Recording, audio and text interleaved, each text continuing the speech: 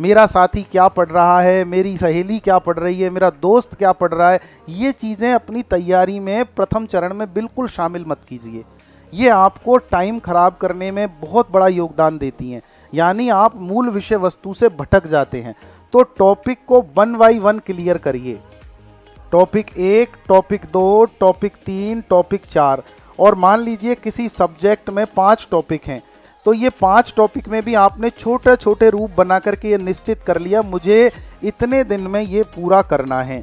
अब उतने दिन में पूरा करने के लिए आप कितना पढ़ें, तो ये बजाय घंटों के आप लोगों का फोकस रहेगा टॉपिक पूरा करने पे, और टॉपिक पूरा करने से ही मिलेगी आपको मास्टरी उस टॉपिक में। ऐसे करके धीरे धीरे धीरे धीरे आप एक सब्जेक्ट पूरा कर लेंगे। कम से कम एक निश्चित समय अवधि में आपने एक सब्जेक्ट को पूरा किया, अब दूसरा सब्जेक्ट उठा लीजिए।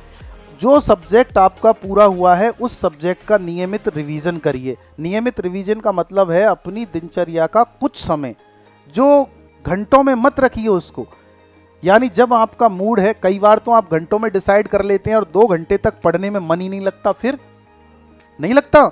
आज भी स्थिति ये, मान लीजिए किताब खोल करके मैं बैठ गया, मेरे दिमाग में कोई टेंशन चल रही है, दूसरा विचार चल रहा है, ये 7 नंबर का पेज खुला का खुला ही रह जाता है घंटों तक, मुझे ध्यान ही नहीं, क्योंकि दिमाग दूसरी बातों में बिजी है। और जब हमें अवेयरनेस के साथ में अध्ययन करना होता है, जागरूकता के साथ हम पढ़ते हैं, तो ये मान के चलिए हमें पता नहीं लगता हम आधा घंटे में कितने पेज पढ़ जाते हैं, कितना कंटेंट पढ़ जाते हैं।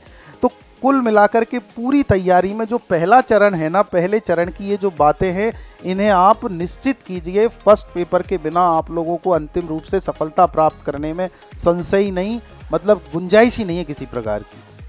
तो ये इस प्रकार से पूरा ये सिलेबस आप कंटेंट वाइज पढ़िए, टॉपिक वाइज पढ़िए, सब्जेक्टिव पढ़िए।